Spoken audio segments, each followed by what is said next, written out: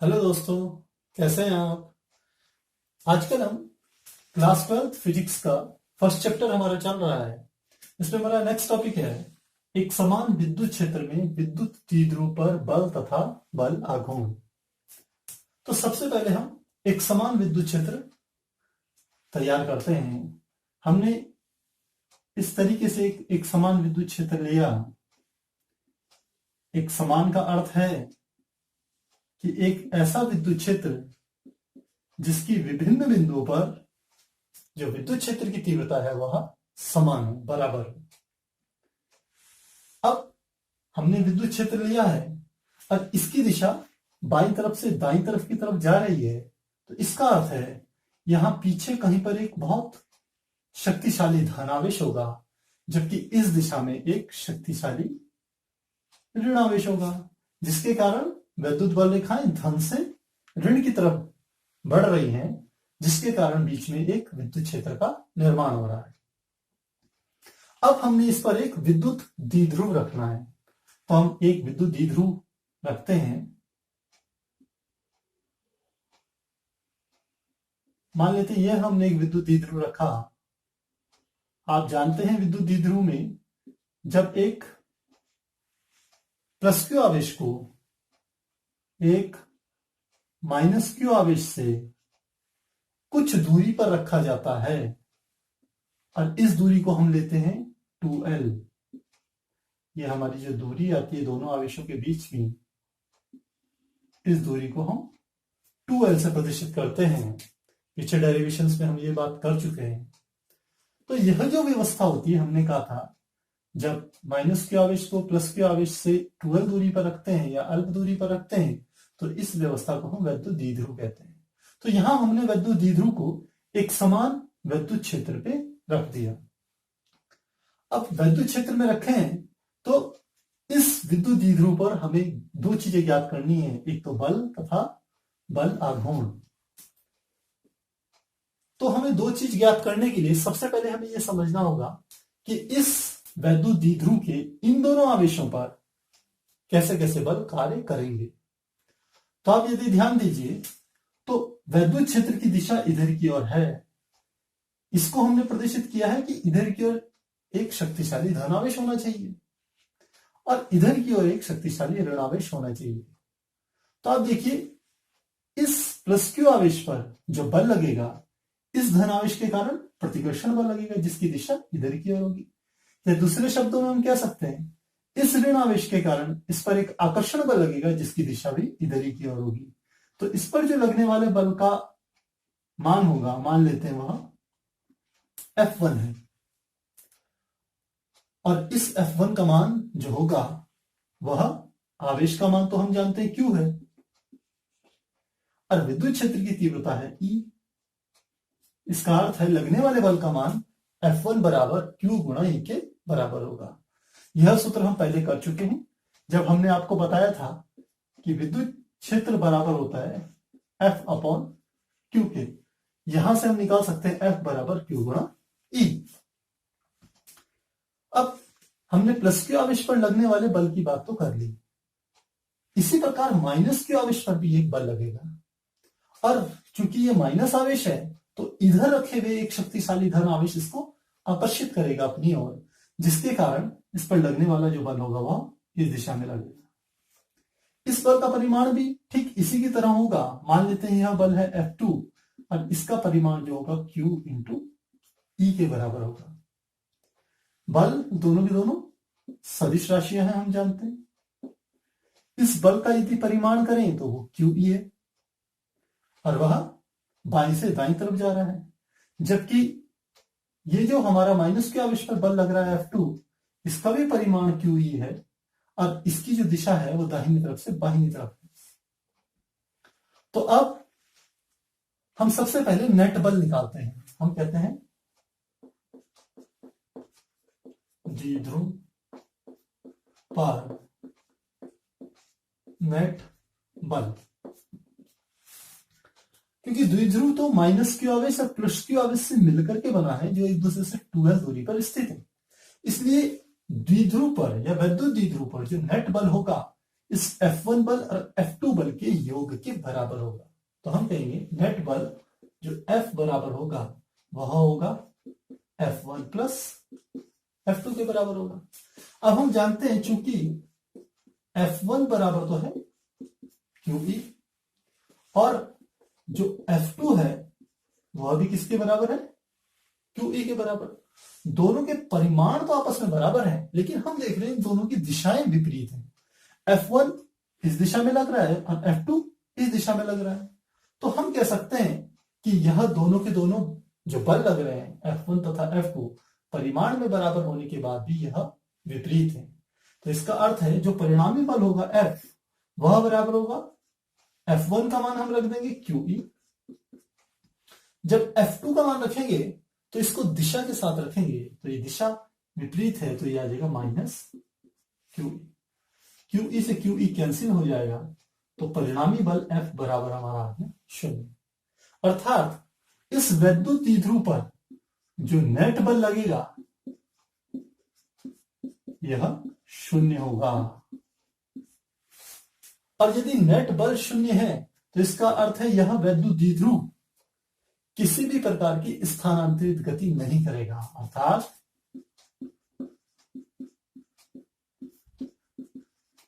स्थानांतरित गति 0 होगी। ये किसी भी प्रकार की स्थानांतरित गति नहीं करेगा। तो हमें एक बात पता चल गई कि एक समान विद्युत क्षेत्र में रखे हुए वैद्युत द्विध्रुव पर जो नेट बल लगता है वह 0 के बराबर होता है। अब हम ज्ञात करते हैं बल आघूर्ण। अब हम इस वैद्युत द्विध्रुव पर जो कि एक समान विद्युत क्षेत्र में रखा हुआ है इस पर बल युग्म या बल आघूर्ण की गणना करेंगे।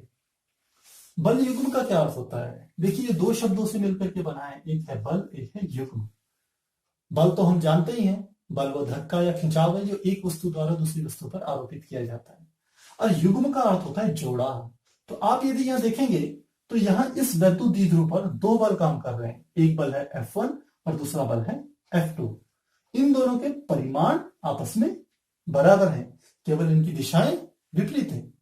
तो यह एक बल युग्म का निर्माण कर रहे हैं, जिसमें अभी हमने देखा था कि नेट बल तो 0 आता है, लेकिन यह दोनों के दोनों बल कोशिश करते हैं इस वैद्युत द्विध्रुव को वैद्युत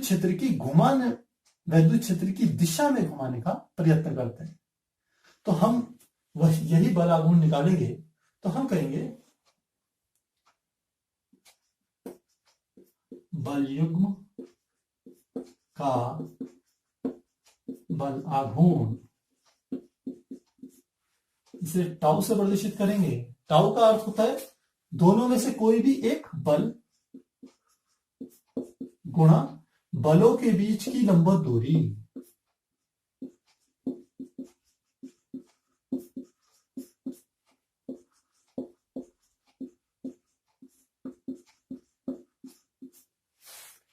तो मान रखेंगे टाउ बराबर आ जाएगा बल। तो दोनों बलों के परिमाण QE हैं, तो हम कोई भी एक परिमाण लिख लेंगे, कोई भी एक बल ले लेंगे, मान लेते हैं QE ले लिया, गुणा बलों के बीच की लंबवत दूरी। अब इन दोनों बलों के बीच की लंबवत दूरी ज्ञात करने के लिए सबसे पहले हमें समझना पड़ेगा कि बलों की क्रिया रेखा क्या होती है। हम जानते हैं प्लस Q आवेश के केंद्र पर जो लगने वाला जो बल है वो F1 है और इसकी दिशा इधर की ओर। यदि इस बल को पीछे की ओर ले जाया जाए इस तरीके से, तो यह F1 बल की क्रिया रेखा कहलाएगी। इसी प्रकार यदि मैं आगे ले जाऊं तो यह कहलाएगी क्रिया रेखा।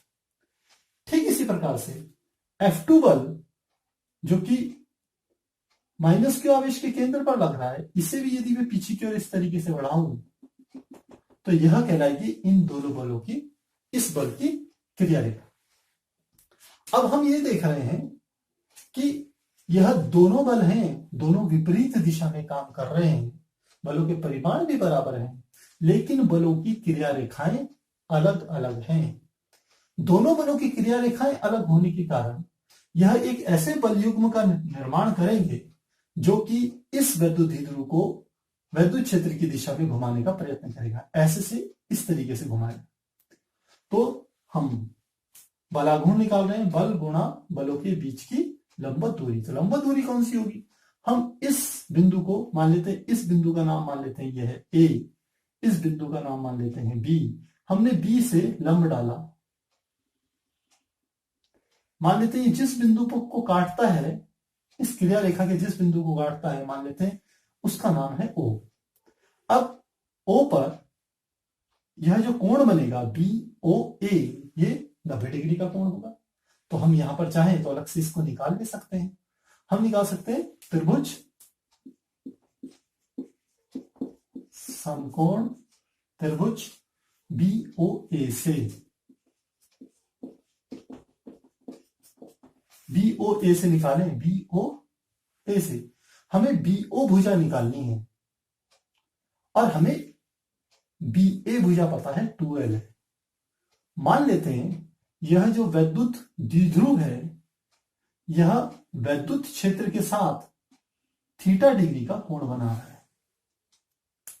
तो जब थीटा डिग्री का कोण बना रहा है तो यह हमें एक समकोण त्रिभुज मिल गया। इस समकोण को यदि मैं यहां पर बनाऊं तो इस प्रकार से बनेगा।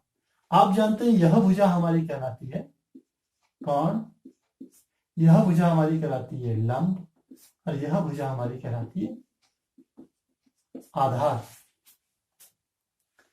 यहां पर ये थीटा डिग्री का कोण बन रहा है। कर्ण की लंबाई हम जानते हैं यह 2l के बराबर है और यह बिंदु है A, यह बिंदु है B और यह बिंदु है O। हमें BO भुजा की लंबाई ज्ञात करनी है।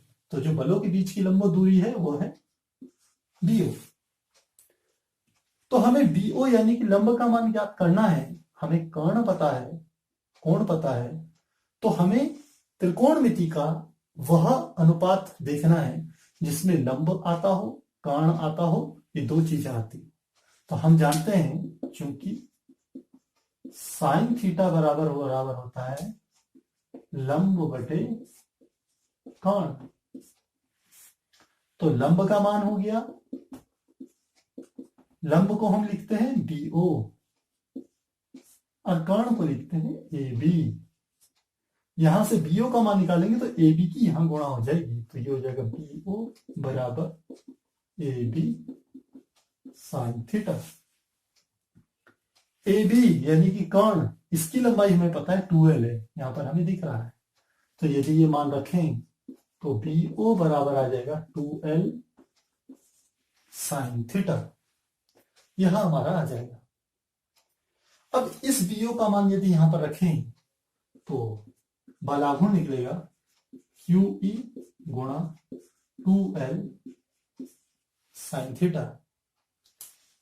इसको हम थोड़ा सा रीअरेंज करेंगे, अर्थात आगे पीछे लिखेंगे। 2 को यहां लिख रहे हैं 2, साथ में लिख रहे हैं Q, साथ में लिख रहे हैं L, यह तीनों एक साथ लिख लिए और साथ इसके पीछे मैंने ये लिख लिया E और सबसे लास्ट में हमने लिख लिया साइन थीटा। अब हम इस बारे में जानते हैं ये 2QL किसके बराबर होता है। हम जानते हैं क्योंकि P बराबर होता है 2QL के बराबर, जिसे हम वैद्युत द्विध्रुव आघूर्ण कहते हैं। तो इस 2QL की जगह यदि हम P रख दें तो हमारे पास आ जाएगा टाउ बराबर यह जगह P, इस पूरे की जगह आ गया P, साथ में E इंटू साइन थीटा। और यह हमारे पास बलाघूर्ण का सूत्र है। अब हम, यह हमारी अदिश रूप है, इसमें दिशा प्रदर्शित नहीं है। यदि इसे दिशा के साथ लिखा जाए, सदिश रूप में लिखा जाए, तो हम इसे ऐसे भी लिख सकते हैं टाउ बराबर vector P cross vector E। आप देख रहे होंगे यहां से साइन थीटा हट गया। क्यों हट गया? क्योंकि हम जानते हैं यदि हमारे पास दो सदिश हों, हमने कहा मेरे पास दो सदिश हैं, एक वेक्टर A है और दूसरा है वेक्टर B। एक सदिश A है और दूसरा सदिश है B। यदि इन दोनों के बीच में इस प्रकार की गुणा करी जाए, गुणा का निशान ऐसा क्रॉस हो, तो इस गुणन को हम कहते हैं सदिश गुणन। इस गुणन को हम कहते हैं सदिश गुणन। तब a क्रॉस b का जो मान निकल के आता है, ये आता है a b sine theta. a पहले वेक्टर a का परिमाण, b वेक्टर b का परिमाण, और साइन थीटा में जो थीटा है वो a तथा b के बीच का कोण है। इसका अर्थ है a क्रॉस b को हम a b साइन थीटा लिख सकते हैं। तो इसका उल्टा भी लिख सकते हैं, a b साइन थीटा को हम a क्रॉस b लिख सकते हैं। हमने यहां पर वही किया, हमने p e साइन थीटा को vector p cross vector e से प्रदर्शित किया है। अब टाउ की दिशा क्या होगी? जो टाउ की दिशा होगी, की दिशा वेक्टर p तथा वेक्टर e दोनों के लंबवत होगी।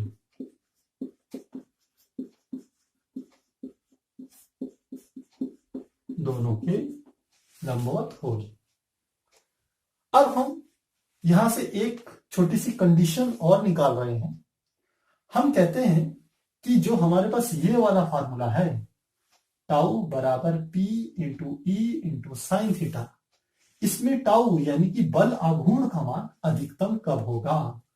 तो यह इसके लिए हम कहते हैं, यदि थीटा बराबर हो जाए 90 डिग्री, यानी कि थीटा का मान 90 हो जाए, तब हम कहेंगे साइन 90 का मान कितना हो जाएगा? 1। तब हम यहां लिख सकते हैं टाउ जिसका मान मैक्सिमम हो जाएगा, अधिकतम हो जाएगा, बराबर निकल के आ जाएगा P into E into sine 90 degree, यानी कि टाउ मैक्सिमम का जो मान होगा वो P इंटू ई के बराबर होगा, क्योंकि साइन 90 का मान हो जाएगा 1। तो यहां हमारे को पता चल गया, वह इस विशेष स्थिति जब टाउ का मान अधिकतम होता है और वह P डॉट ई के बराबर होता है। तो इस प्रकार से हम एक समान विद्युत क्षेत्र में विद्युत द्विध्रुव पर लगने वाले नेट बल तथा बलागुण की गणना कर सकते हैं। हमारा नेक्स्ट टॉपिक है सतत आवेश वितरण। इस चैप्टर में अभी तक हमने जो भी चीजें पढ़ी उन सब में एक शब्द आता था, बिंदु आवेश। यदि हम कूलाम के नियम की बात करें तो कूलाम का नियम भी दो बिंदु आवेशों के बीच में लगने वाले वैद्युत बल की गणना करता है। पर यदि आवेश बिंदु रूप में न हो तब क्या होगा?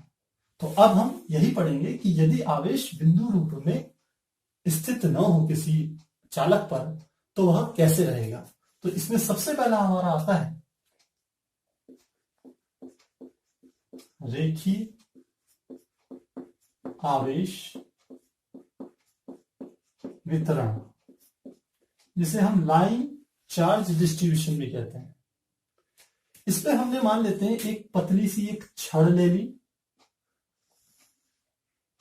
या एक तार ले लिया, उस पर कुछ आवेश इस तरीके से बिखरा हुआ है। मान लेते हैं जो आवेश की मात्रा है वो है Q, और ये जो हमने छड़ ली है या एक तार लिया है, मान लेते हैं इसकी लंबाई है L। तब हम यहां पर निकालते हैं रेखीय आवेश घनत्व। हमने कहा रेखीय आवेश घनत्व, जिसे हम प्रदर्शित करेंगे लैम्डा से, और यह हमारा लैम्डा बराबर होता है Q अपॉन L के। इसका अर्थ हुआ लैम्डा बराबर हो गया Q अपॉन L के, और यदि आप इसका मात्रक लेना चाहें तो इसका मात्रक आ जाएगा कूलाम बटे मीटर। तो जो लैम्डा है इसी को हम कहते हैं रेखीय आवेश घनत्व। सेकंड हमारे पास आता है दूसरा, उसे हम कहते हैं क्षेत्रीय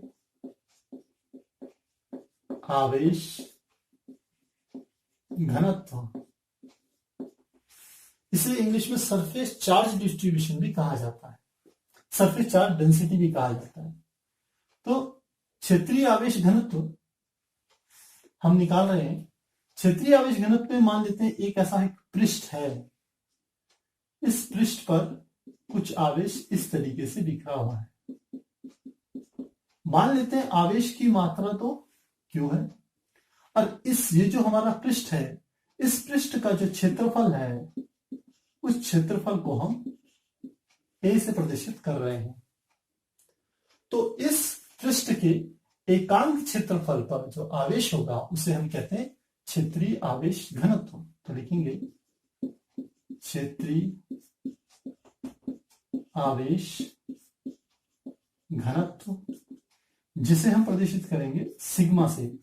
सिग्मा बराबर हमारा होता है Q/A, जहां Q इस पृष्ठ पर, इस क्षेत्र पर कुल आवेश की मात्रा है, और A इस पृष्ठ का क्षेत्रफल है।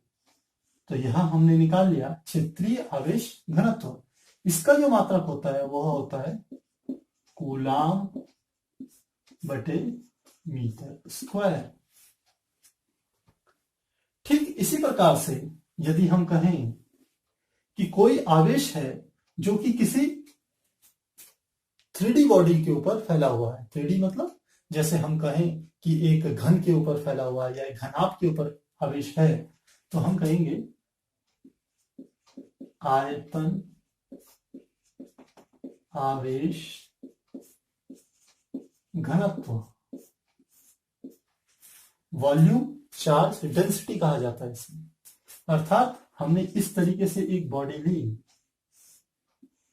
आप इसे घन भी मान सकते हैं, आप इसे घनाभ भी ले सकते हैं। हमने जब इस चालक को आवेश दिया तो वह आवेश इसके पृष्ठ पर फैल गया।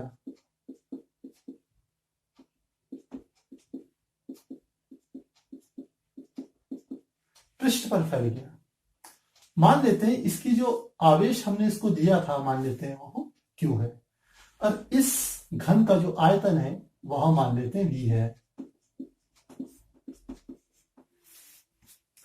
तो हम जो इसमें निकालेंगे वो होगा आयतन आवेश घनत्व। तो हम कहेंगे आयतन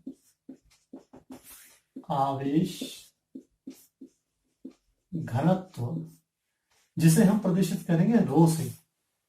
तो रो बराबर हमारा होगा इस पर कुल आवेश की मात्रा जो कि Q के बराबर है, इसका कुल आयतन जो कि V के बराबर है, और यही हमारा आयतन आवेश घनत्व का सूत्र आ गया।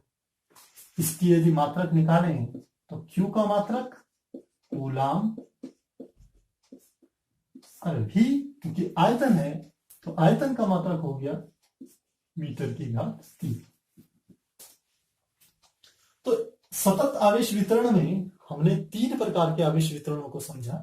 पहला रेखीय आवेश वितरण, दूसरा क्षेत्रीय आवेश वितरण, और तीसरा होता है आयतन आवेश वितरण। यहां रेखीय आवेश वितरण में हम रेखीय आवेश घनत्व निकालते हैं जिसमें लैम्डा बराबर Q/L के बराबर होता है। क्षेत्रीय आवेश वितरण में क्षेत्रीय आवेश घनत्व निकालते हैं जिसमें कि क्षेत्रीय आवेश घनत्व को सिग्मा से प्रदर्शित करते हैं, इसका मान Q/A होता है। और आयतन आवेश घनत्व में, जिसमें एक आयतन पर किसी 3D बॉडी पर के पृष्ठ पर यदि आवेश हो तो हम उसके लिए आयतन आवेश घनत्व निकालते हैं जिसको हम रो से प्रदर्शित करते हैं, इसका मान Q/V के बराबर आता है। अब बात आती है कि आखिर इनका इस्तेमाल क्या है। आप देखेंगे कि कूलाम नियम पर तो हम बिंदु आवेशों के बारे में बात कर रहे थे, लेकिन अगर आवेश बिंदु रूप में न होकर के इन तीनों में से किसी भी एक रूप पर हो, तब हम इस पूरे आवेश के कारण यदि किसी एक बिंदु पर विद्युत क्षेत्र की तीव्रता ज्ञात करना चाहें तो उसके लिए हमें कूलाम के नियम की बजाय अगली जो हमारा टॉपिक आएगा वो है गॉस थ्योरम, उसका इस्तेमाल करना पड़ेगा। और जब हम गॉस थ्योरम का प्रयोग करेंगे तो उस समय हमें इन सूत्रों का इस्तेमाल करना पड़ेगा। तो आप इसको अच्छे से तैयार कर लीजिए। धन्यवाद।